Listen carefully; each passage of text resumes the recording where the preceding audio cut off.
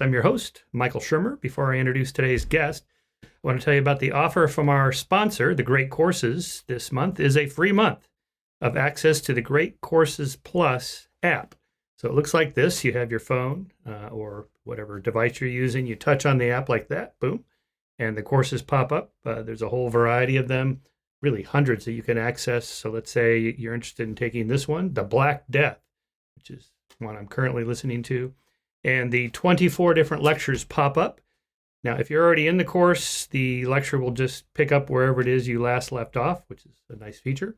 Or if you just want to skip around, like say you want to skip from lecture 2 to lecture 13, Medieval Theories about the Black Death, you just touch on that, boom, and a little summary of the lecture pops up, so you can read about whether you want to listen to it or not.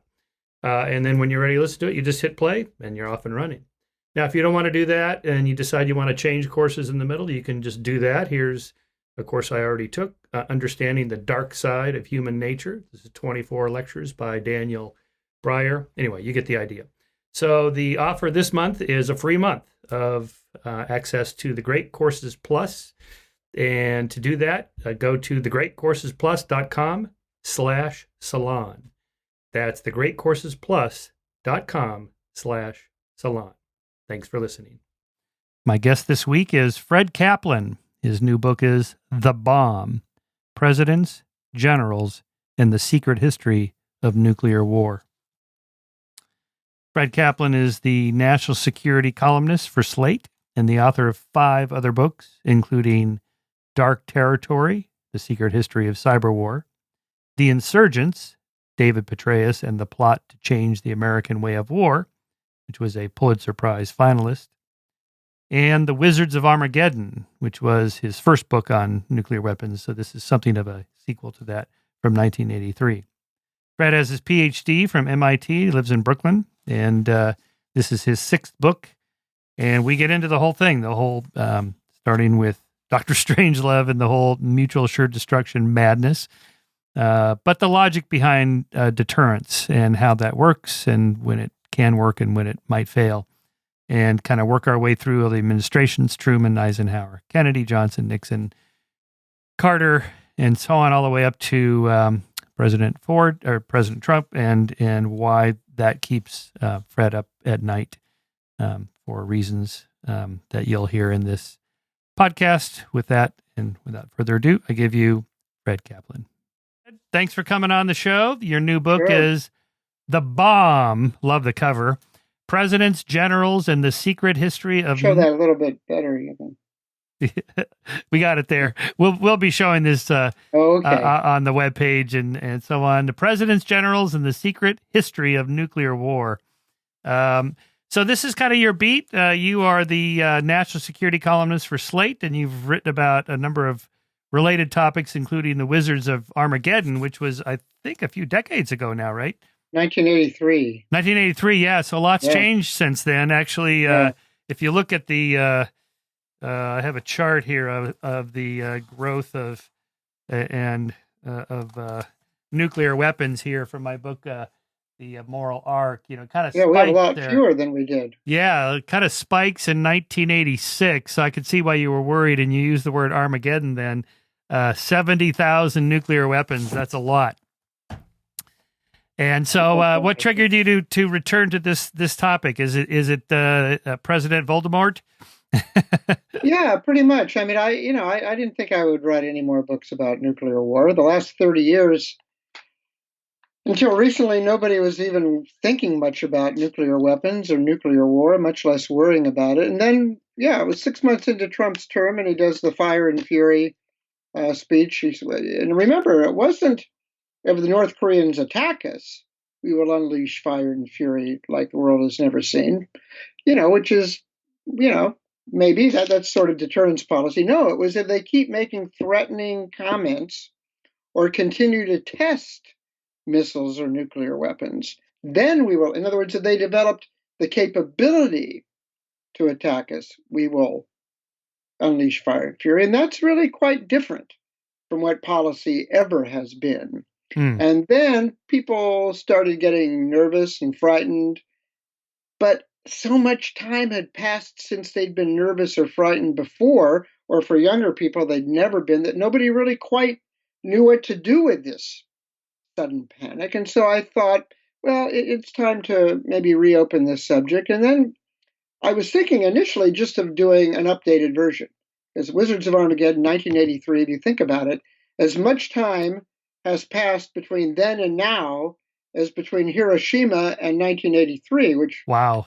But then as I got into looking at the archives, things had changed. For example, when I wrote Wizards, I got thousands of documents declassified and interviewed hundreds of people.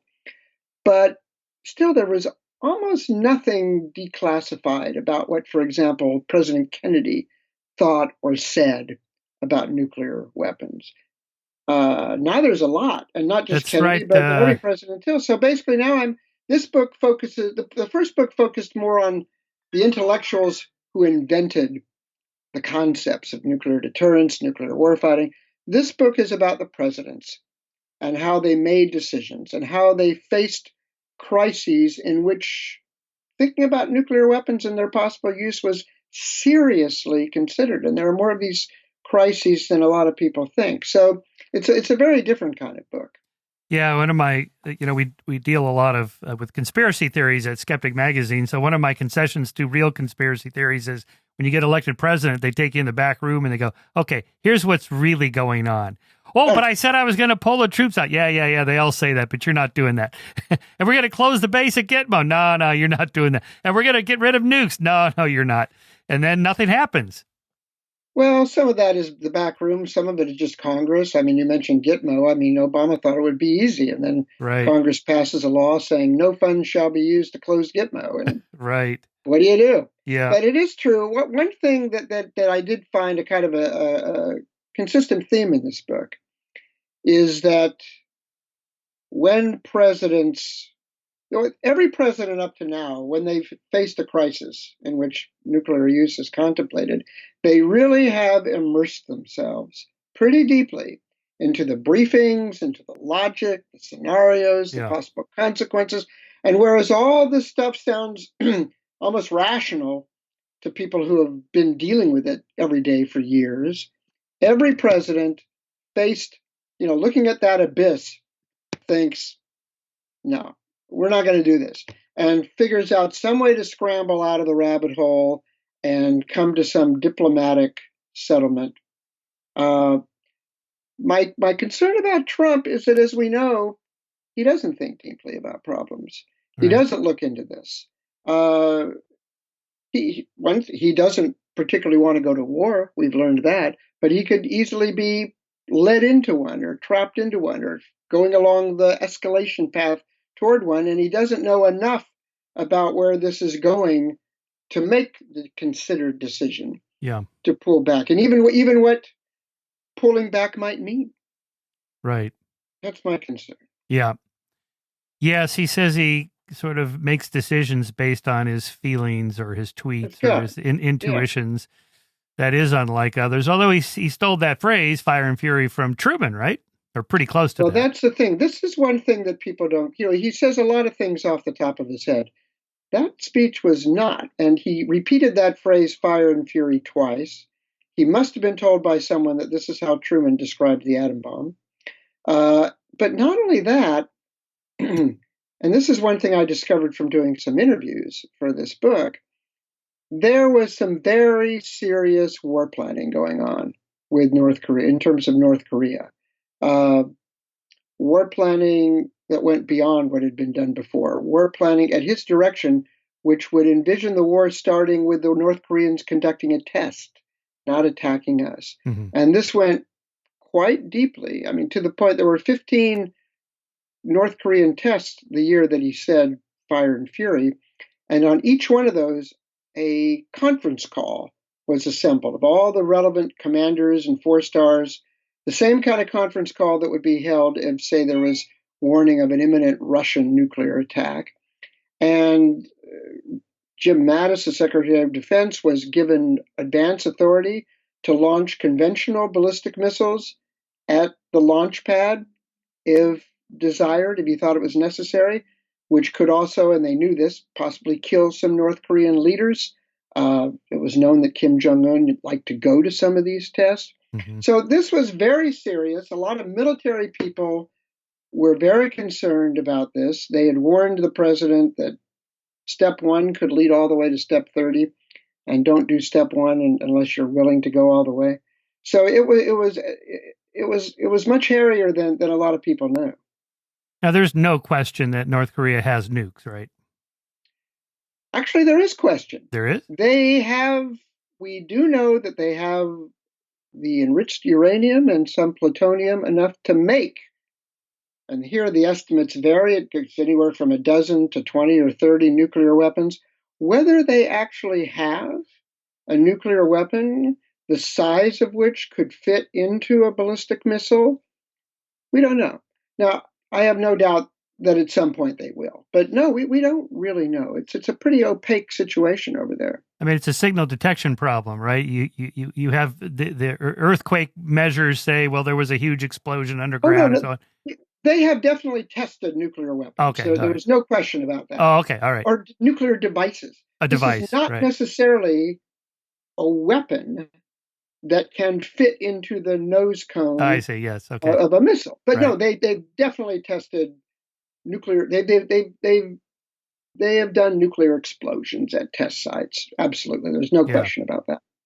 Now, for mutual assured destruction to work, you got to assume the other guy wants to live and doesn't want to destroy his entire nation and so on.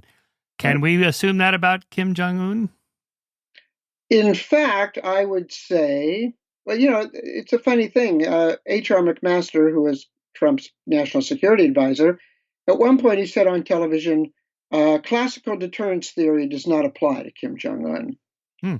Whereas I think the exact opposite. This is a guy who everything that he does is to make his regime be perpetuated. It's to personal and regime survival and perpetuation. It seems to me that nuclear deterrence works perfectly with a guy like this. Yeah. And which is why I think that if North Korea ever did get a nuclear weapon, I think it's not an unmanageable situation. I think plenty worse threats have been deterred. It's something to worry about, because this is a guy who, using the metaphor of somebody else, is like the lunatic who plays highway chicken and throws his steering wheel out the window, so that the more reasonable driver has to veer off the road. Yes. Well, what if you have two people who are a little bit insane on this madcap highway ride? That's deterrence theory has its limits. Well, I was thinking about Trump in your chapter on the madman theory, and Nixon lets float through Haldeman, of all people, that he might be just crazy enough to use nuclear weapons to end the Vietnam War. Well, that's right. Is there any chance Trump could think it through that carefully, or maybe even accidentally appear as a madman? Well, I think the thing about Nixon, he told Haldeman early on in their term, he goes, "Look, I have this idea. It's called the madman theory. I'm going to send Henry Kissinger to the Paris peace talks, tell the North Vietnamese, hey, this guy Nixon is kind of nuts. I can't really control the guy. And he's got his finger on the button, and he hates communists. I don't know what he'll do." And he tried to pull that a few times. But, whatever you say about Nixon, he was a known quantity. And people said, no, I don't really think he's crazy in that sense. With Trump, it could well be, because people have to kind of believe that you really are crazy. You are a madman for that to work. Yeah. And it could well be that I think Kim Jong-un stopped testing things for a variety of reasons, but it could well be that some people said, this guy might really do it. We have to kind of take our steps easily here. Right. Possibly. Right. Maybe not thought through consciously, but maybe he's developed that strategy as a businessman. Because there was some story about him telling somebody how to negotiate a deal. The first time you meet him, you poke their chest and say, "Fuck off." Well, there was when George H.W. Bush was elected president, Trump was lobbying seriously to become his arms negotiator. Oh boy. He had He had just written the best-selling book, The Art of the Deal. He thought he could make a deal. Well, he wasn't picked. Everybody thought it was a joke. He was a tabloid figure at the time. Right. So he runs into Richard Burt at a New York cocktail party, and Burt was the guy who was selected. And he said, "Hey, you're the guy who's going to negotiate with Russia." I said, "Yeah, that's right." He said, "Listen, I've got an idea for you, a way to really make a good deal." He goes, "Yeah, what?" He goes, "Well, look, first meeting, you show up late. Then you go over to their side of the table, you pound your fist on the table, and you say, 'Fuck you.'" Well, Burt didn't take the advice. He negotiated a pretty good treaty a couple of years later, and during which time another one of Trump's business ventures went bankrupt. So, go figure. Right. The irony of this is that there's a little footnote in the Mueller report. Apparently, Burt lobbied to become Trump's Russia ambassador. Oh my God, that's funny. So that didn't happen either. So what goes around comes around, right? Well, the one thing I like about communists is they're atheists, and therefore they're not looking forward to a heaven to go to if they blow themselves to smithereens. So the mutual assured destruction game strategy will work with them. What about Islamic terrorists who can't wait to go meet their 72 virgins and be martyrs? The leaders of terrorist movements do that with the people they've recruited, but they don't go committing suicide themselves. Right? The dangerous thing about a terrorist movement is if it's not a state, and what are you going to destroy? If it's just an amorphous thing, and also it's harder to trace the attack. If the Russians launch a missile from some launch pad, and you can trace the path of the missile. You know where it's coming from. Right. Some free floating, but actually, I'm not so worried about the terrorist nuclear threat. I think it was a serious threat some years ago when there were a lot of loose nukes, and especially in Russia, and the economy had gone to hell. It was the Soviet Union fell apart, and some nuclear scientists were being hired away by some shady characters. Right. But, what happened then was that Senators Sam Nunn and Richard Lugar were alerted to this by friends of theirs that they'd made in Moscow over the years, and who told them that, hey, the world is in deep trouble here. And, for several years, there was the Nunn-Lugar Act, where the United States paid millions of dollars to get the Russian loose nukes tightened, locked up, to give money to nuclear scientists to do other things. This went on for quite a while, and as a result of which, there are really very many fewer loose nukes than there used to be. Plus, it's hard. It's not like a cyber where you get 10 people who know how to use computers in a room, and so this is like Manhattan Project. This is an industrial effort. It's harder.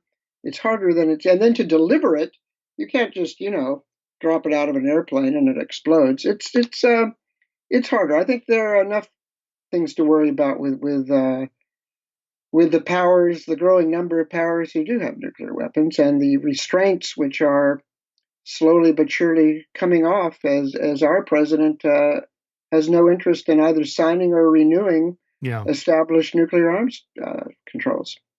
Yeah, with the exception of 9/11, which they pulled off pretty adroitly.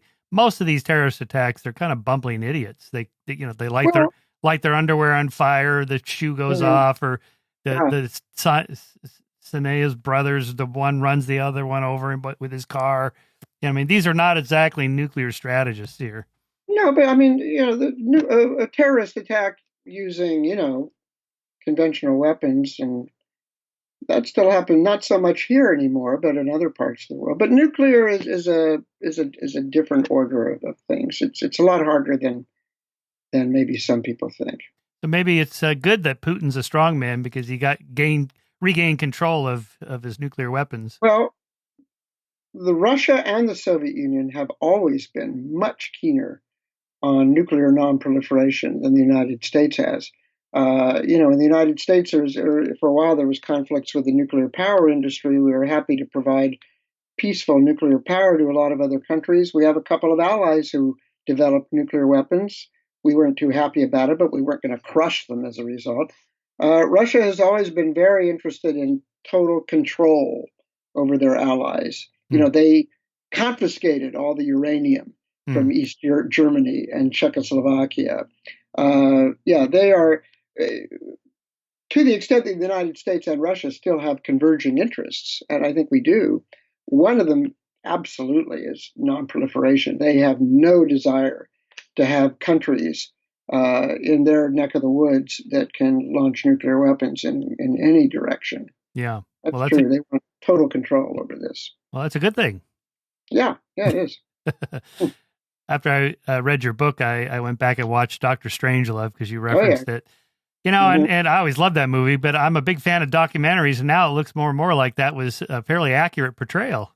Well, it's funny. Daniel Ellsberg, who, later leaked the Pentagon Papers, in 1964, when that movie came out, he was an official in the Pentagon and still a fairly hawkish guy. And Dan knew he had worked on some very, very highly classified projects about nuclear command and control in the late 50s and early 60s.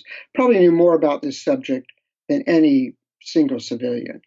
And he played, as he put it to me, he played hooky one day with a colleague to go watch the movie. And he walked out and he turned to his friend and said, "That was a documentary." Because that whole business about, Plan R, where the delegation of authority, and then the business with once a bomber passes the fail-safe line, he can't be recalled. Now, that was changed around 1963, but at the time that Kubrick wrote the script, that was the command and control system in place at the time. It was very real, absolutely. And Kubrick was a student of the whole nuclear arms. Well, he self-educated him. He read all the books. He talked with all the strategists. He became very good friends with this guy, Herman Kahn, who was very voluble. Isn't that who Strangelove was supposed to be modeled after? I think so. Yeah. I think so. If you read Kahn's book on thermonuclear war, which Kubrick did a couple of times, much of what Strangelove says in those great monologues where he's parsing through the strategy comes word for word from On Thermonuclear War. I mean, right from the book. So, No, this was it was the first time any civilians or people outside the realm got a glimpse of what was going on, and it was more effective than, say, failsafe because it was put in the guise of a satire and so forth. But no, this was. And I talked to several people who were in the field when that movie first came out, and they were all kind of struck how realistic this movie was. Yeah, they sort of played through the game theory strategy. So let's do that, starting with how you open your book of sort of accessing all these documents of how people were thinking through that. I read Ellsberg's book, The Doomsday Machine, which basically reprints a lot of his notes from at the Rand Corporation, where they just sort of throw these numbers out, like, so they're going to do this, then we do this, then we do back and forth, and 80 million, 100 million, 130. It's just staggering the kind of numbers. We'll put this in context. In 1960, there was the first what was called a single integrated operational plan, where over at SAC headquarters in Omaha Strategic Air Command, they put together all of the nuclear weapons into one plan. And this plan, this policy was approved by the Joint Chiefs of Staff and by President Eisenhower. The plan was that if the Soviet Union, say, invaded West Germany or occupied West Berlin, and we couldn't counter it with conventional weapons, the plan was to fire off all of our nuclear weapons as quickly as possible against every target in the Soviet Union, the satellite nations of Eastern Europe, and China, even if China had no involvement in the war. And it was estimated that this would kill about 285 million people. Unbelievable. So, cut to 1961, Khrushchev is threatening to occupy West Berlin. And there were meetings, and there are transcripts of these meetings now. What do we do about this? And the only we didn't have much West Berlin is, 100 miles inside of East Germany. There's nothing we can do about this. Right. You want to pause while this phone is answered? Oh, that's all right. Just go ahead. Okay. So East Germany, East Berlin is 100 miles. West Berlin is 100 miles inside of East Germany. There's not much you can do about this. So the plan was, well, this is the only thing we've got.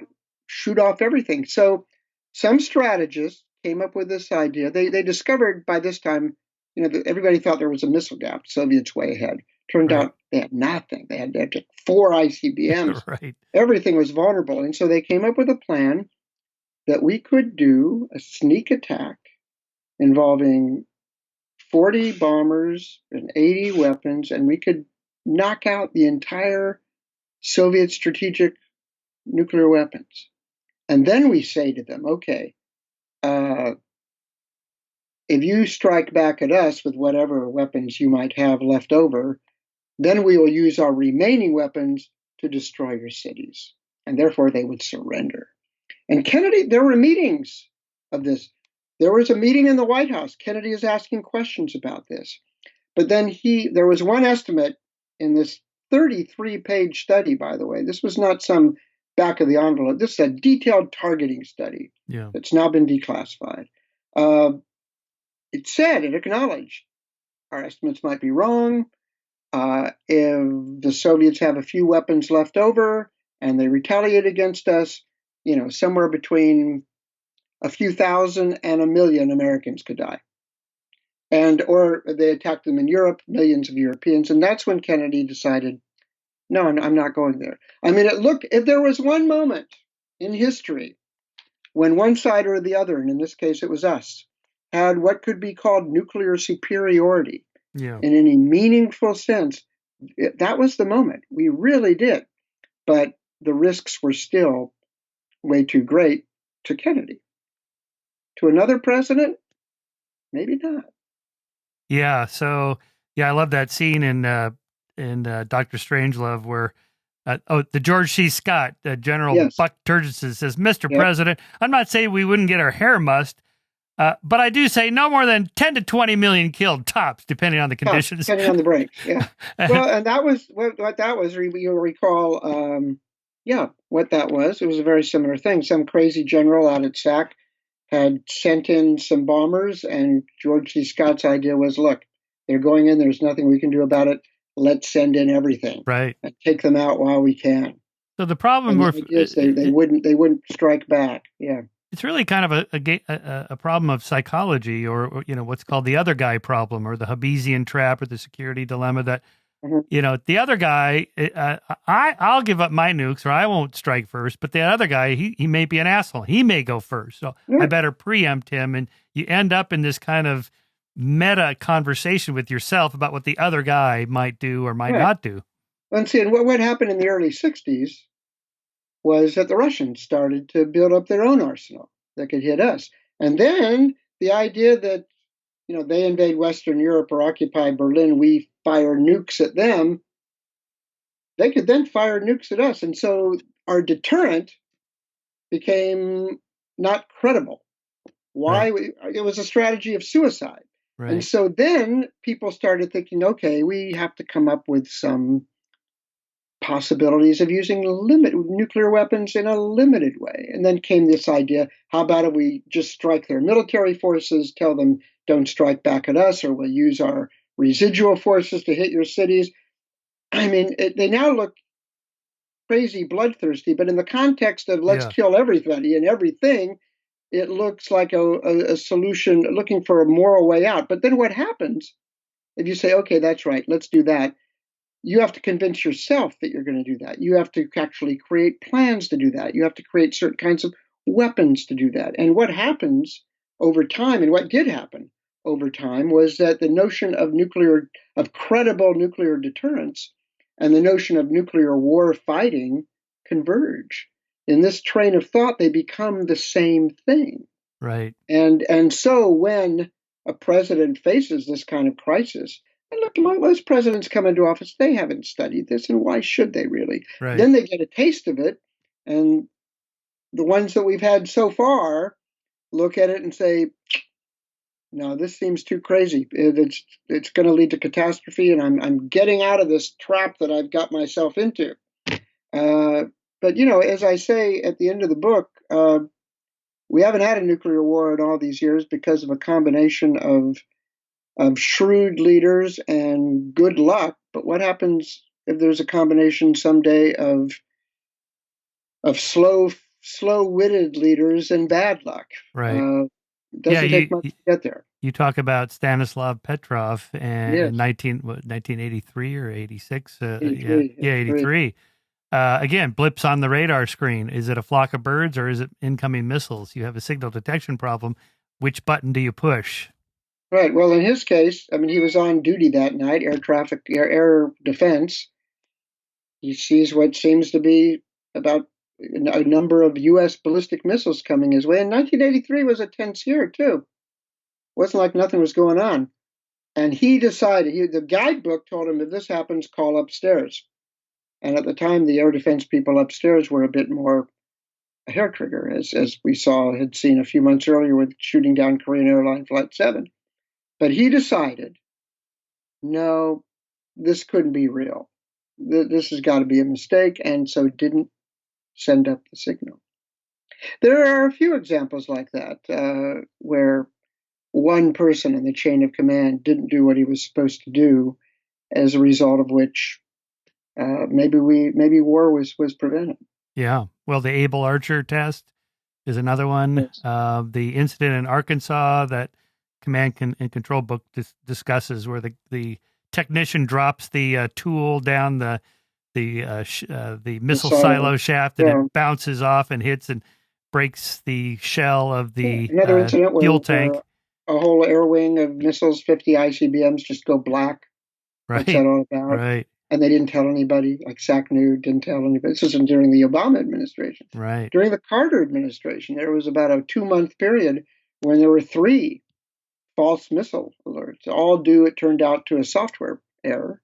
One of them, the National Security Advisor's Zbigniew Brzezinski, was about to call Carter on the phone. No, as I say, luckily, at times we've had some, slow-witted leaders, but not bad luck. Other times, bad luck, but pretty shrewd leaders. We haven't had a situation yet where the two go together, and that's the worrisome thing. Well, and back to where we started, one of the reasons you wrote the book is because we may be in that situation now. Hopefully not. So far, so good. But that's the guy that falls out of the jumps out of the building and tells everybody at each floor, so far, so good. Right. So, So, quote from Robert S. McNamara: "Mutual assured destruction is the foundation of deterrence.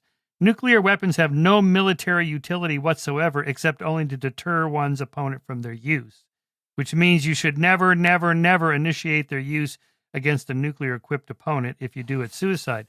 So Obama tried to end the no first use policy, but he failed for what reason? Well, first, let's back up just a little bit. Yeah, what McNamara said was a little bit disingenuous. It is true that McNamara secretly, and he never said this publicly at the time, was against using nuclear weapons first under any circumstances. And at the time, and even through today, we have a first-use policy. The idea is if an ally is attacked with conventional weapons, or if there's a biological attack or something, we reserve the right to use nuclear weapons first. But McNamara also, he came up with this idea that he called assured destruction, which then a critic called mutual assured destruction, so that you would come up with an acronym of MAD, which was the idea was if the Soviets attack us, we attack their cities. Well, in fact, that had never been the case. In his top secret guidance documents to Presidents Kennedy and Johnson, he made clear this is not actually the way the weapons would be used if deterrence fails. Of the thousands of weapons we had, no more than 200 were aimed at what was called urban industrial targets. Now, it wouldn't be to say that millions of people wouldn't get killed, because a lot of military targets were near cities, and some of them in cities. But all the other weapons were aimed at military targets. They were seen and have been seen and continue to be seen in the plans for their actual use as military weapons. So what Obama comes into office, gives a big speech saying that we should reduce the role of nuclear weapons in national security policy. with an aim toward possibly getting rid of them at some point, though maybe not in his lifetime. So there were a series of national security meetings early on where that I found out about through interviewing a lot of people, where it was discussed, should we declare a no first use policy? There are a lot of people who think, what does that do? Well, it tells everybody else, we don't consider these to be particularly useful weapons. We're not going to use them first. So, you draw similar lessons maybe, but we don't see them as useful. Obama, also our conventional weapons have gotten so good. Obama figured we're really not going to do this. But he raises this, and Secretary of Defense Robert Gates says two things. He goes, well, first, allies are going to be very upset by this because many of our allies still regard our threat to use nuclear weapons to defend them as the hallmark of our security arrangements. Right. Second, he said, some countries have biological weapons on ballistic missiles. What if we were dealt a large biological weapon strike? We got rid of our biological weapons a long time ago. Shouldn't we, just as a deterrent, why should we forfeit the right to use nuclear weapons in response to that? And Obama had to concede the point that yes. Now he came up with another idea, which was kind of interesting. He said, okay, we will not use nuclear weapons first against a country that does not have nuclear weapons and that has signed and is abiding by the Non-Proliferation Treaty. That left open the possibility of using nukes first against Russia, China, North Korea, Iran, if they ever developed nuclear weapons, but not against anybody else. And the interesting thing about this is that maybe it would be an incentive for other countries thinking about going nuclear, not to go nuclear. By the way, since Trump took over, that policy has been repealed. We now have gone back to, this isn't a new thing, gone back to first use, and nuclear weapons can deter a wide variety of threats, not just the threat of an attack on us. Makes me think of Israel. You can see the logic from their perspective as well. And there's no doubt they have nukes, right? I mean, it's still classified in Israel, but they're believed to have about 200 nuclear weapons. Funny story from Alan Dershowitz where he said he met Netanyahu and Netanyahu says, so tell me, just between me and you think OJ did it? And he says, Mr. Premier or Prime Minister, do you guys really have nukes? He goes, I can't tell you that. He goes, well, same thing. Yeah, same thing. Yeah. But again, by the logic of deterrence, yes, I can see why you just don't want to give up that possibility. What about launch on warning? Does that worry you in terms of accidents? Well, for many, many years, I mean, really just until like 1990, like around the time the Cold War was over, the people in charge of the nuclear war plan assumed that if somebody attacks us, we're launching on warning. I mean, it was an explicit option, and it was an assumption because a lot of our other weapons were vulnerable. Our command control is vulnerable. If you don't launch on warning, there's a possibility you might not launch at all. And yeah, it's frightening because, among other things, there have been many instances of false alerts. Right. And if you're in a tense situation where you're anticipating the possibility of an attack, and then you get a false alert, you'll have every reason to think that's an attack, and you'll go first. For the first time under George H.W. Bush, there was an explicit option not to do launch on warning instituted into the war plan. But it's still there as an option. We have not, and the Russians, they still have in place this, it is a doomsday machine. Yeah. This idea, when they started learning that we were aiming weapons at leadership targets for a possible decapitation attack, which would mean if the leaders are gone, then maybe they can't retaliate. They set up a system very much like the doomsday machine in Dr. Strangelove, where a series of sensors, if it detects nuclear weapons going off on their soil, their nuclear weapons some of them anyway, are fired automatically. Right. Taking the human dimension out of it. Right. So yeah, I mean the setup is it's just remarkable that nothing bad has happened in all these years. Let's back up for 1 second just to make it clear what the problem is with the launch on warning. Not just false signals, but you have maybe 30 minutes because of the speed of the missiles are going, what, like 20,000 miles You an don't have a hour or long something. time to think about this. Yeah. It's one person, which is why a lot of people think, well, maybe we ought to get rid of land-based missiles, land-based ICBMs. Yeah. On the one hand, they're the most accurate and powerful weapons, so they're most capable of launching a first strike. On the other hand, they are also most vulnerable to a first strike. So there is they kind of create a possibly preemptive situation.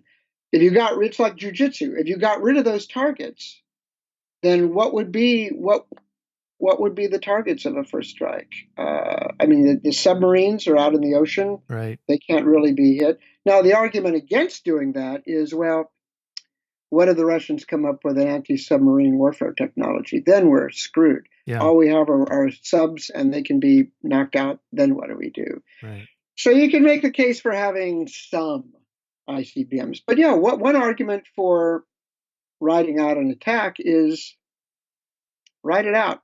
A small minority of our weapons are on ICBMs. The president and other people can get away in the helicopter as long as the command control instruments can survive, in this kind of environment.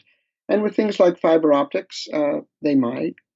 All you have to do is convince the other side that they might survive. But yeah, this is where you get into these complicated games that if you're into it, sound really fascinating and intriguing. And if you're not into it, and if you're the guy who has to make the decision, and you're coming into this for the first time, and you look at this and you say, "This is just nuts. I'm gonna pull out of this escalation trap before things go badly." No, people are in the age of the Cold War. I remember, I've been doing this for a long time. I can't even count the number of articles that began in the event of a Soviet first strike, and then it's these things would spin out these complicated scenarios. Right. But another fallacy of these complicated scenarios, and Herman Kahn, whom we mentioned earlier, had a book called On Escalation, where he discussed 35 rungs of escalation. One fallacy of this is the idea that the president and whoever the adversary is know what's going on. It's like you're looking at a chessboard. Right. Well, the queen is here, and the bishop is there, and the knight is there. In the middle of a nuclear war, where there's things are getting blown up, there's smoke, there's fire, there's radiation, communication systems are going out. Probably satellites have been shot out of space as well. You don't know what's going on. You don't know. Did that missile that I hit actually hit that target? Right. Well, you don't know right away. Right. You're not on top of things like a chessboard. It's very, one thing Kahn also said, one of his goals was to create a vocabulary in which this kind of thing can be thought of rationally. Right. Okay, that's cool. But this might have no correspondence whatsoever to what would really happen. And if you start thinking that you can get by with, one or two exchanges of these things, and then all hell doesn't break loose, you're kidding yourself. And the people who came up with these limited nuclear war ideas at the beginning, they admitted quite readily that, look, this might not work. I mean, this whole thing could go to hell from step one. But if there is even a remote chance that we can stop the war before it gets out of hand, let's try. And this was at a time, remember, like, late 50s, early 60s, even into the mid 60s. The idea of a war between the United States and the Soviet Union was not considered an implausible notion. Yeah. It was thought to be quite likely. Yes, right. Even Kennedy thought that if there is a war between the U.S. and the Soviet Union, it'll probably go nuclear very quickly. Yeah.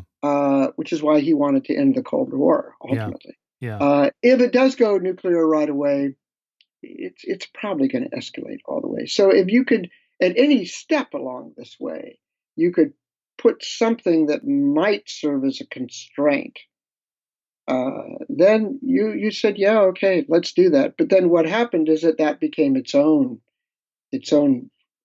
elaborate, baroquely maze-like system of logic and plans.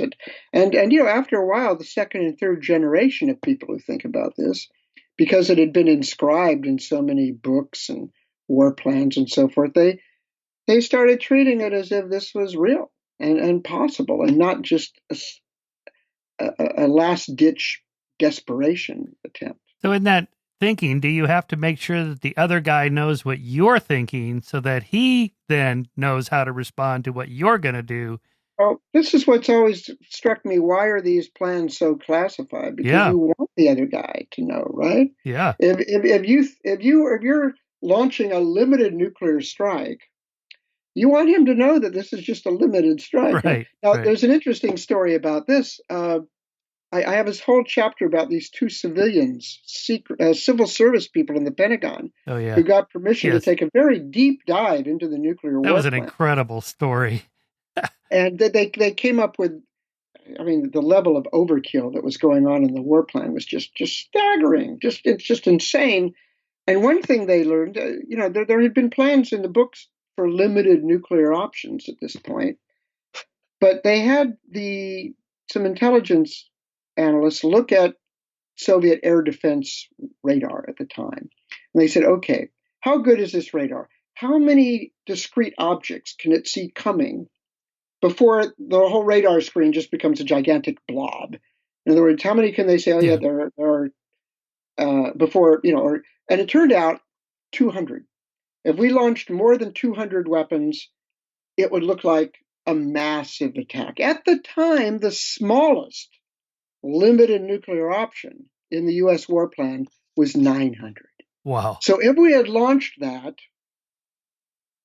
they would have seen it. Even if they wanted to play this tit for tat game, as it was called, even if they had the ability and desire to do this back and forth, they wouldn't have been able, because as a result of this, the U.S. soon created limited nuclear options that were as small as 20 nuclear weapons. Now, after that, the whole idea of nuclear winter was posited. Right. And there's some who analyzed that a mere 80 nuclear weapons would be enough to kick up, enough smoke and dust and everything else that would spread, possibly obliterate most life on the planet. So, if that becomes the case, then this whole thing becomes total insanity. Yeah, I was writing about Sagan's nuclear winter in the Moral Arc. I then read the critiques of that, because a lot of scientists said, "Oh, that's a bunch of hogwash." It won't be a nuclear winter. The worst it would be, it's like George C. Scott's character. Worst it would be 10, 20 million tops. It's like, oh, well, that's a relief. Yeah. Well, there have been atmospheric modeling has become more sophisticated. Yeah. With climate change and stuff. Yeah, the early models of climate change were very crude too. Yeah. They're pretty uncontested now. And the people who have continued to look at this using the consequences of nuclear weapons, it seems to be pretty real. It's not incorporated in any war plans. The only thing that's incorporated into war plans in terms of calculating damage is blast. Because the effects of blast, very well understood, from data dating back to World War II, and those things, they can be scaled up, from 2,000-pound bombs to 1 megaton bombs. But that's not even the overwhelming effect of nuclear weapons. Right. They believe that fire might be a more, depending on the target, fire, and heat, then smoke, radioactive fallout, smoke. And those things aren't calculated because they're hard to calculate. Right. You can't, it's not certain. It depends on this, that, and the other thing. And so, what you could do is, well, give me a range. But no, they don't do that. They just leave it out of the equation entirely. Yeah. It's like the story about the guy who's, looking under a street light for a $10 bill. Right. And he goes, what are you doing? He goes, well, I dropped my $10 bill over there. He goes, why are you looking here? Well, it's light here. I can see what's going on. Yeah. It doesn't lead you to the right answers. There's a web page you can go on. I forget what it's called now, where you type in your city and they'll show you the blast radius, and you can just pick each weapon that the Russians have. I live in Santa Barbara, so L.A. And that's just blast, by the way. That's just blast. Yeah, that's right. So I'm safe in Santa Barbara if they nuke L.A. But of course, that's just the blast. What about the wind everything else that happens? Not to mention the economy and it's agriculture. Funny. One thing that happened during the Eisenhower administration, there was this organization, and it existed through the mid '60s. It was a very secret division of the National Security Council called the Net Evaluation Subcommittee. Its very existence was top secret, and it was headed by a one-star general. And what they did was they took the data from U.S. weapons and the intelligence estimates from Soviet, and they plugged it in a computer. They played a little war game, and then they looked at the consequences. And Eisenhower, the first briefing was in Eisenhower, and I mean, it was just horrifying. I mean, the government is completely destroyed, millions of people dead, millions of other people in need of medical attention that is no longer available. Just everything. And Eisenhower, it led to a different thing. Eisenhower, who also thought that if there is a war with the Soviets, it's going to go nuclear, he came up with this idea of massive retaliation. Because we can't have a war because this is going to happen, that the only way that I can prevent war is to threaten unleashing everything. Right. So it was this paradox. And when Kennedy got this same briefing in his time, he turned to Dean Rusk, the Secretary of State, who was sitting next to him, and said, "And we call ourselves the human race." Right. Yeah. But I love that scene. But there, in his second briefing of this, it was interesting. That was the first briefing where the U.S. and the Russians, they did about the same amount of damage to each other. And Kennedy said, "Now, does this indicate that we are at parity now, in effect? So why does it doesn't make any sense to go for any superiority?" And that's when Kennedy started getting the ideas that we really had to get out of this thing. Yeah. That we have reached a point, there's no point building more weapons. We're going to get the same amount of damage. Right. The logic of deterrence is going to be the same no matter how many you have at a certain level. He intuited this. Yeah. In that discussion of what the other guy is going to do, I love that scene in your book where Kennedy asks Curtis LeMay, what are the Russians going to do if we knock out the missile silos in Cuba? Right. Nothing. Yeah. How do you know they're going to do nothing? That's insane. The Cuban Missile Crisis turns out to be, we still have not completely imbibed the lessons of the Cuban Missile Crisis. It was revealed, and which is bizarre because we have tape recordings of all 13 days of Kennedy and his advisors sitting around. It is now known, because it was revealed 20 years after the fact in 1982, that it was not eyeball to eyeball and the Russians blinked. It was a deal that they made. Kennedy and Khrushchev made a secret deal. Khrushchev said, "Look, I'll take the missiles out of Cuba. You take your very similar missiles out of Turkey." But here's what isn't known still, and there's no reason why it should still be unknown. Okay, Khrushchev comes forth with this deal on a Saturday. It turns out to be the last day of the crisis. Kennedy reads it, and he says, "Well, this seems like a pretty fair deal." Everybody around the table goes nuts. Not just the generals, but the civilians too. Bobby Kennedy, Robert McNamara, George Bundy, all these reasonable people. "Oh, this will be terrible. NATO will be destroyed. The Turks will be humiliated. Our credibility will be lost." And Kennedy lets them go on, and he goes, "Well, I'm thinking the following Monday, they were planning to launch 500 sorties a day against the missiles in Cuba, followed by an invasion, the island of Cuba." He goes, "I'm just thinking, 500 sorties a day, followed by an invasion. Then if the Russians grab Berlin, and if it's known that this deal was on the table, this isn't going to be a good war." Again, just massive.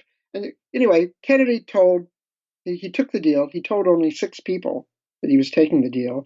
One of these people was not Vice President Lyndon Johnson, who went into dealing with the Vietnam War not knowing about this kind of thing, which McGeorge Bundy later regretted and said that keeping this secret might have led to this horrible situation. Yeah. But here's the interesting thing.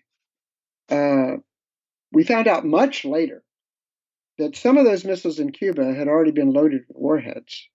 So if the Russians had launched on warning, we would have been clobbered. Second, the Russians had secretly deployed 40,000 troops on the island of Cuba, some of them armed with tactical nuclear weapons, to stave off a possible American invasion. So if anybody else around that table had been president, or if Kennedy had said, yeah, you're right, this is not a good plan, let's go ahead with the plan, then we would have been at war with the Soviet Union. I mean, it's as simple as that. So he was right.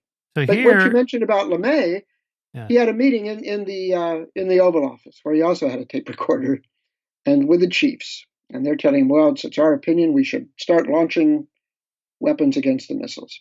And he plays out his scenario. Well, what happens if the Russians grab Berlin? And yeah, LeMay says, no, they're not going to do that. What will they do? They won't do anything. And to Kennedy, that was too big of a risk to make. And we now know they had troops in place to attack us when we came in. Yeah, I didn't know about the 43,000 troops already stationed in Cuba. That came out much later. That's something we learned about in the 90s. Yeah. I mean, it was one of these post-Cold War conferences on with the Russians. Again, all this classification and secrecy. It would be good if everybody knew everything that happened so that we could see how to get out of a trap like that. For example, this is the value of history. This is, I mean, not to be pretentious, but this is one reason. Everybody should read this book because it's all in here. How to avoid disaster. Because because of the fact that, as I said earlier, presidents have gotten out of these crises not through innocence or hope or their guts, but by immersing themselves in this thing. They've really got everybody. I mean, Reagan. This was kind of a surprise to me. Yeah. Reagan, you look at the transcript. There were his session with Gorbachev in Reykjavik, where they almost got rid of all the nuclear weapons. Yeah. There were note takers in these meetings. Okay, and they're both taking these notes have been declassified. Yeah. The American and the Russian, and they're pretty similar. Reagan and Gorbachev, for most of the time, just the two of them, talked about this stuff for 10 hours. Okay, let's say it took a little bit for the translations to happen. 6 hours, let's say. Yeah. 6 hours. Not about the weather, how's your family. Right. About nuclear weapons and some. Now, Reagan had some weird ideas about some things, but he understood the implications of these weird things. I cannot imagine. I mean, he was thoroughly briefed on this stuff and understood it. We didn't think much of Reagan at the time. Right. No, I know. I remember. Yeah.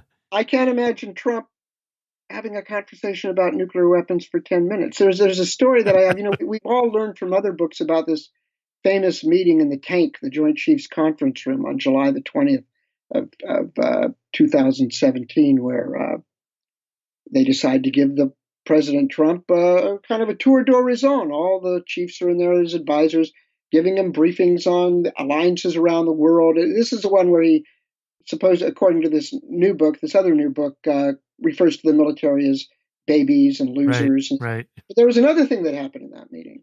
They show a chart of number of nuclear weapons over time, and it shows that like the peak. These are about in 1969 we had 32,000 nuclear weapons. We don't have even 1/10 of that now, and they see this they're presenting this as a sign of the good things that can come out of nuclear arms control treaties and new concepts of stability and so forth. That's not how Trump sees it. He points to the peak of that chart and says, how come we can't have as many weapons as we used to? And they explain to him again about, we only need this many, and if we have a lot more than what we need, they might think that we're going for a first strike and they'll build more. He understands it, or seems to. About a week later, though, he's in the White House talking with McMaster and some other people, and he brings up this chart again. How come I can't have as many nuclear weapons as some other president? And he brings this up again once or twice more. I mean, it's this crude, alpha male, bigger, more. Why can't I have as many nuclear weapons as Richard Nixon did? This is why he loves military parades. Right. It's Right. a show. It's a sign. Right. Uh, it's so you can imagine getting into a crisis where these things are involved. Who knows? Who knows what could happen? I don't Yeah. know. I mean, Yeah. Yeah, another thing I got from reading your book throughout many of the administrations, particularly those two guys that revealed how much overkill was built into it. Which right. administration was that under? Well, it started with Reagan, but it concluded well into George H.W. Bush. Yeah. So So we're talking about yeah, my point is that there's a kind of a underlying bureaucracy and yes. competition between the armed forces of just people that want to keep their jobs. Like if we cap it here, well, then what are we going to do next year? Well, that's part of it, but also there were a couple. I mean, to give you just a couple of ideas of the level of overkill. I mean, again, this is 1989, 1990. There were 700 weapons aimed at a 50-mile radius around Moscow. There was a Soviet air base in the Arctic Circle that couldn't even be used for 3/4 of the year. There were 17 nuclear weapons aimed at this. There was an anti-ballistic missile system in Moscow that we learned after the Cold War was over didn't work at all. There were 69 weapons aimed at this thing. And so, but what was this going on? There were two things going on here. Uh, and part of it was just bureaucratic momentum. There was one moment when one of these civil servants, a guy named Frank Miller, asked one of his contacts at SAC in Omaha, goes, look, the administration is thinking about doing an arms control agreement where we would reduce the number of weapons to X. Would you still be able to accomplish your mission with that number of weapons? And the guy said, well, that's not how we think about this. He goes, well, no, what I mean, he goes, no, I understand what you're meaning, but we don't ask this kind of question. What we do is we take the number of weapons that we're given and we apply them to the number of targets that there are. In other words, at no point in the operational side of this did anybody ask, how many of these things do we really need? I mean, even for whatever the policy is, how many do we really need? And then it turned out that the way that things were targeted, for example, let's say that one of your targets is, okay, we want to destroy the Russian tank army. Okay. What these guys would do, they would not only destroy all the tanks, they would destroy the factories that made the tanks, the factory that made the spare parts that went into the tanks, the other factories that rolled the metal to make the tanks, the mines where the metal, I mean, just, it Right. was like if I were attacking your ability for you to make dinner tonight, I would destroy not only your kitchen and your pantry, but the grocery store where you got your food, the Right. road leading from Right. Right. your house to the grocery store, the farm where the animal, it was just this level of redundancy that was just madness. And there was one SAC commander named General Jack Chain who at one point testified before Congress. He said, I need 10,000 weapons because I have 10,000 targets. Now, people at the time thought he was either joking or maybe kind of stupid. But no, that is how it was done. That is how it was done. Madness. Madness lies here. Yeah.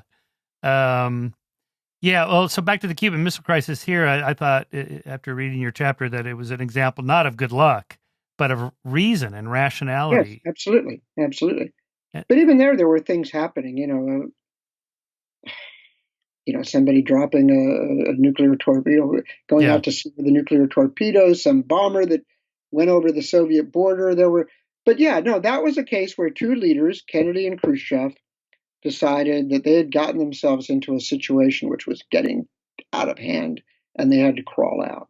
And it's interesting, after the Cuban Missile Crisis, Kennedy, he gave a speech at American University in June of 63 where he called for an end to the Cold War. Yeah. And this speech, it was reprinted in all of the Soviet newspapers. The Soviets lifted the jammers on Voice of America. They let people hear this speech. Khrushchev responded to it very favorably, and they started doing certain things, limited test ban treaty, setting up a hotline, and they probably would have done more. And then, Kennedy was assassinated. A year later, Khrushchev was ousted. Right. And it's at that point, really, 1964, that the arms race, as it came to be developed, really started Yeah. started going. Yeah. Yeah. As you probably know, one of the many conspiracy theories about Kennedy's assassination was that he had turned, sort of pacifist on the Cold War, and that Well, the generals had him assassinated, or yeah, well, military-industrial only on complex. nuclear. I mean, Yeah. for example, he wasn't supposed to overthrow Castro anymore, and yet Project Mongoose Yes. continued Yes. apace. He still did all this plotting to overthrow leaders in the third world. Yeah. But on when it came to superpower conflict and nuclear weapons and that kind of thing, he was a guy who wanted to end this. He saw that there was no getting out of it. Yeah. That as long as these things existed and as long as this relationship existed, there was going to be a war someday, and it was going to go nuclear, and we were all going to die. Yeah. And so that's different from we need to overthrow somebody in the Congo, which you're very Yeah. keen on. Yeah. Um, And we did do a lot of that kind of stuff, like we did a lot of that stuff. Operation Northwoods document that was presented to Kennedy. That these are the Yes. various false flag operations we can perform to as an excuse to assassinate Castro or invade Oh Cuba. yeah, no, they were, and Bobby Kennedy was in charge of a lot of this too. He was running the interagency committee for Mongoose, for example.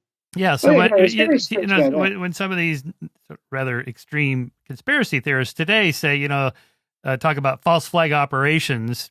Sandy Hook was a false flag operation. Okay, Yeah. that's ridiculous, but it's not completely crazy because No, no, it's we have not. done stuff like that. It's not. But look, as I said, even if you're of that bent, Kennedy was still doing that kind of stuff. The Right. CIA had no reason to assassinate President Kennedy because he was Right. now becoming a dove. Right. Not what happened.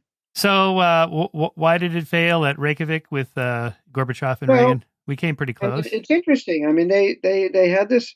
Reykjavik was called because, well, they'd met a couple years earlier in Geneva, or in 1985 in Geneva, and got along for kind of peculiar reasons. What happened there was very tense, and then they duck into a cabin. They go for a walk. They duck into a cabin where a fire is blazing. It's just them and their translators. And Reagan looks at Gorbachev and he says, "You know, if the United States were attacked by aliens from outer space, would Russia come to our defense?" Gorbachev said, "Absolutely." Reagan said, "I feel the same way about you." They go back into the conference hall, and Secretary of State George Shultz, who was not privy to this conversation, writes later, all of a sudden the atmosphere was completely different. They were coming in laughing, joking as if they were old friends, and things turned. But then they turned over to their bureaucrats. Okay, let's negotiate a strategic arms reduction treaty, and it wasn't happening. So they got together in Reykjavik, trying to get some things going. And the first thing you know, they're starting to talk about getting rid of ICBMs, and why don't we get rid of the whole triad, and why don't we get rid of all nuclear weapons? But then it came down to Reagan's obsession with Star Wars, with the Strategic Defense Initiative, which he really believed. Maybe he was one of two people in the world that really believed it might stop all nuclear weapons. That Gorbachev said, "Okay, we'll do this, but you have to agree not to test this in space, only laboratory testing." And Reagan said, "Can't do that," and the whole thing fell apart. Right. Which is so bizarre. But so it was a combination of the Russians' paranoia about this new technology, which we still haven't made work all these years later, and Reagan's obsession with this Astrodome defense that he thought would save the world. It's such a peculiar thing, Reagan and Gorbachev, these two such unlikely figures to rise through their own political systems, doing so at the same time, and basically, doing a lot of things that ended the Cold War. I mean, it's a remarkable tale, one of the most remarkable of our entire history. I mean, you can imagine, say, if Mondale had won the election that year, he probably wouldn't have pushed for the radical things that Gorbachev needed to do to get out of having to spend so much money on defense, and so he could develop his economy. If Andropov hadn't died of kidney failure, or if Chernenko hadn't had a heart attack, and one of them was still president during all of Reagan's term, Reagan's harsh rhetoric could have escalated the Cold War. Mm-hmm. It goes to show, one can overdo structural readings of history. Yeah. Sometimes Yeah. individuals Yeah. can make a huge difference on which way the planet rotates, basically. And contingency. Yeah, absolutely. Where do you put Margaret Thatcher in that whole equation? There's that famous story where she hit Schultz with her handbag when he brought up this idea of getting rid of nuclear weapons.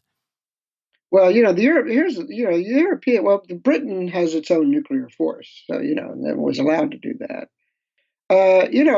When Reagan talked about when word got out that Reagan was talking about getting rid of all nuclear weapons at Reykjavik, the people who were most alarmed by this were the Germans and the French and the Japanese, who said, "Wait a minute, that's our extended deterrence. What are you doing?" Right. So it works in a lot of. There was a phrase in the early '60s. When the Russians got their own arsenal, and we were still saying, "Don't worry, if they invade you, we'll use nuclear weapons against them."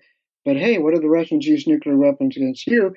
The line was, "Will the American president sacrifice New York for Paris, right, or Washington for London?" Right. And the idea was, well, maybe not, which is why the British and the French started getting their own nuclear weapons. Not very many; they didn't need very many, just for their own deterrent, because they didn't trust Washington to behave in such a unselfish way. Yeah. And it is interesting. We'll see the Non-Proliferation Treaty, which was signed in 1970, has kept a lot of technologically advanced countries from going nuclear. But now that we have Trump saying things like, basically treating alliances like a protection racket, and saying openly that maybe he won't come to the defense of some countries, maybe there is a lot of pressure now on Japan in particular. Yeah. It was given the threats from North Korea and possibly China and the growing hawkishness of their own government to say maybe it's time for us to start developing our own arsenal here. Yeah. So we can't count on Washington anymore. Right. So that could lead to more than, how many do we have? 9 countries? I know. Yeah. In the early 60s, there were books being written which forecast that by the year 2000, there would be at least 20 countries with nuclear weapons. Right. And again, I think the Non-Proliferation Treaty is one reason why there aren't. But, the reliability, or even the cross-fingered hope in the United States coming to their rescue kept some people off that particular wagon. And at some point, you've got to admit that, boy, I wanted to believe that assurance, but I can't. I'm being told by the President of the United States not to. So what am I going to do now? Right. As you have a more anarchic international system, people go their own way. So it's not just madmen like Kim Jong-un or mad states like Iran. It's the logic, as long as you have nation states and anybody has nuclear weapons, then you get this sort of game theory analysis. Well, if it escalates here, then so we have to stop it here. So how do you get to nuclear zero with that kind of logic? I don't think you do. Yeah. What you do, you get there if there's some incredible transformation in the international system that makes this possible. I mean, Kim Jong-un, let's take him. Yeah. You called him a madman. If the most rational person on earth were the head of North Korea, and if his aims were the same as North Korea, it was survival of the regime. Yeah. No way would they get rid of their nuclear weapons. That's all they've got. Yeah. That's all they've got to bargain with. I don't think he's a madman, but this is then what. Then you look at Kim Jong-un. He's also an educated guy. He looks around. Gaddafi. He got rid of his nuclear weapons. He's dead. Right. Saddam Hussein. He's dead. The Iranians really did get rid of their nuclear weapons. Trump just abrogates the treaty. Right. Why should I, he's saying to himself, who have nothing else? If I don't have nuclear weapons, I am screwed.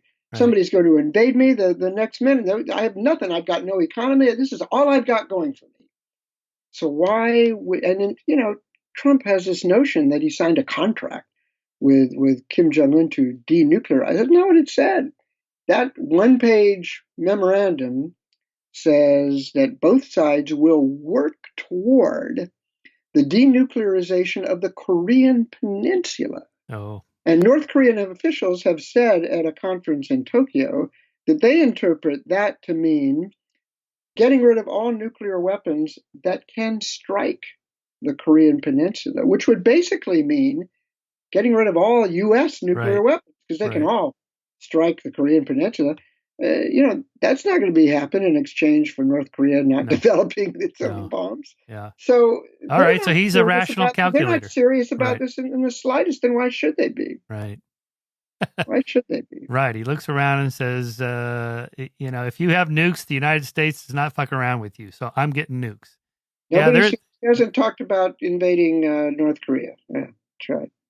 By the way, I've read some stories about how many conventional weapons North Korea has aimed at Seoul, and I guess that it could be as bad as nuclear weapons in terms of just a conventional war. Well, they have several hundred, maybe 1,000 rockets right on the border, some of which are said to contain chemical weapons. And Seoul is 35 miles from the border, 10 million people. Right. There are also, Japan is well within range. U.S. forces all over the place are within range. Yeah, this is why in every war game that has been played involving this, you run through. If they do retaliate, then millions of people are going to die. Yeah, there's not much question about that. Yeah. Well, Fred, I want to be mindful of your time. Your book is just an incredible read. It's like that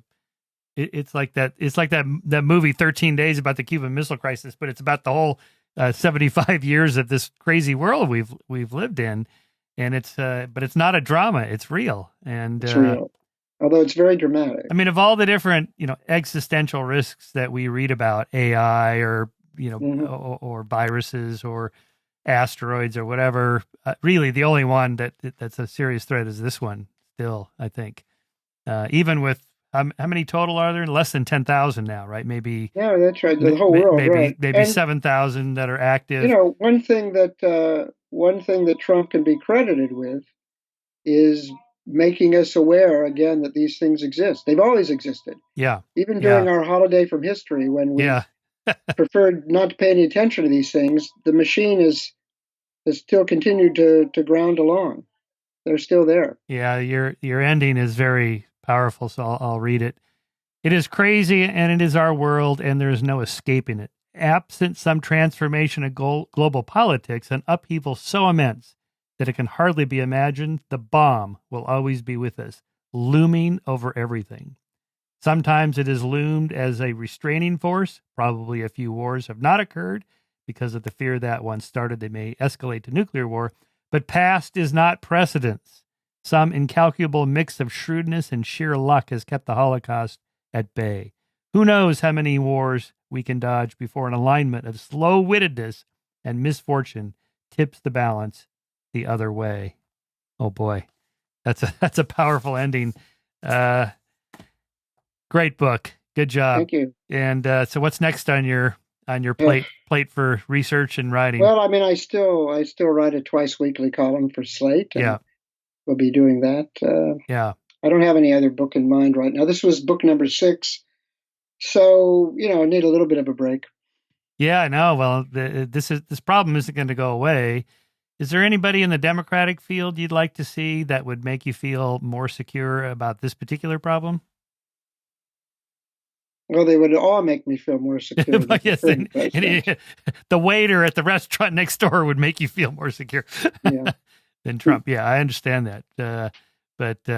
Well, I mean, just looking back at, Obama, super smart guy, one of those guys that could work through the the arms race logic of deterrence and all that stuff and get us to nuclear zero. He did nothing even remotely close to that.